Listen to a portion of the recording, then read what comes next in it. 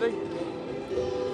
Carl, what's it like when you turn up at a venue like this for a big weigh-in, all the crowd are in? Is it nerve-wracking before the fight? It's just a little bit, but you have that mindset where you know the big fight's tomorrow and it's part of it. You've got to get the weight done. I mean, these heavyweights, they don't really weigh in, they don't really cut weight too much, but they're fit and healthy and they're watching what they eat. But the nerves when you land at the weigh-in and you see all the crowd, it gives you a lift, and it makes that adrenaline to the next level, and then you realise, the anticipation then sets in, and you start worrying a little bit. I always wonder how, like, you're standing there with your opponent, you're feeling the aggression, you're feeling the fight is just 24 hours away. How on earth do you switch off and go to sleep?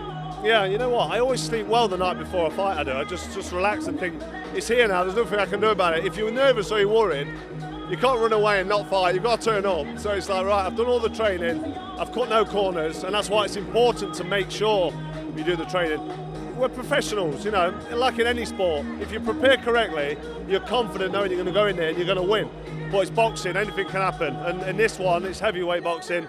They've only got to get hit with one punch on the chin, and the fight can swing either way. But they both know what they're doing. It's not easy. It's hard. You've got to try and switch off from the fight, try and get a good night's sleep, and try and just concentrate and focus from when you wake up in the morning. So when you do that ring walk, it's important not to switch off from every step of the way in the changing rooms, like I say, the ring walk, and then getting into the ring. If you're not concentrating and focused on the job you've got to do, you can just lose it. I almost lost against Jermaine Taylor. I got in the ring and I saw Jermaine Taylor stood in the other corner, and I thought, bloody hell, I'm fighting Jermaine Taylor. And it wasn't until then where I sort of switched on and started getting nervous, thinking, I'm in a fight here. So you've got to be concentrating all the time. But these both guys are very, very experienced. Haye and Bellew between them, both world champions in their own right. David Haye's not a champion now, but he has been. Tony Bellew's a current cruiserweight world champion. He's really, really confident. He's on the crest of a wave, and he's telling everybody that's prepared to listen how he's going to be the victor in this fight. And not many people are convinced. No one really believes him, but I can see how he does it. I can make a case for him. What, for Tony Bellew? For Tony Bellew, yes. The awkward thing is I talked to one of them. I talked to Tony, and I'm fully convinced. I think, yeah, that's viable, that is. And then I speak to David Haye, and I look at him, and I think, no, I believe you now. It's a really awkward one. Yeah, it is an awkward one, but I think the key factor is it's all about David Haye. It's all about which David Haye turns up, which one's left. Because even Tony Bellew, by his own admission, he said the 5 years ago David Haye he wouldn't be able to live with. Too sharp, too strong, too much for me. So he's banking on David Haye being past his best and being, just a shadow of his former self. And that's dangerous because for 2, 3 or 4 rounds, David Haye will be his old self. I feel like I could fight tomorrow if I was doing 2, 3 rounds. Yeah. I'd get back in the ring with anyone in the world and I could hold my own, could use my jab, I can still punch hard, I'm still fixed, I still train, but not for 12 rounds.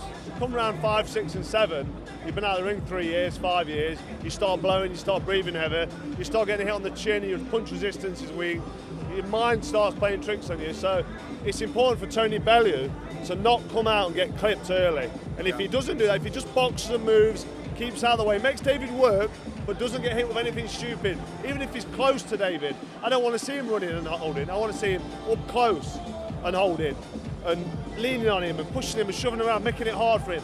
But importantly, not getting hit with that big right hand. And then all of a sudden, I think the fight's 50-50. Really? So you reckon if he goes past 5, yeah, that Tony Bellew's got a chance here? I think he's got a massive chance if he goes past 5. David Haye's not been in this kind of deep water now for years. I've been 3 years retired. He's 5 years retired. I know he's had a couple of warm-up fights, but it's not competitive boxing. It doesn't count. I do a bit of body sparring with my older brother. You know what I mean? I go down the gym most days and move around. I know for a fact I could not fight at world level for 12 rounds. So early on I'd be okay. But David Haye after round 5, after round 6, you'll start to see him fall apart and start to see him come undone. He'll tell you differently. He's telling you he's the best that he's ever been. He's a better shape than what he was.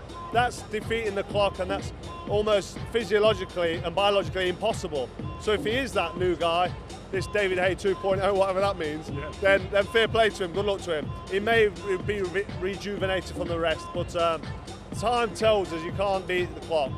And if it goes late, if it goes middle to late, all of a sudden, David Haye's in a really, really tough fight with Tony Bellew. Well, I'm going to lend you £5 to put on this. Where's your money going? Well, I think the smart money, if you're a betting man, which I'm not, has to be with David Haye for an early knockout. That's where the smart money needs to be. If this fight goes the distance, I can see Tony Bellew upsetting David Haye and just ruining him. I really can. Top man. Nice to talk to us, pal.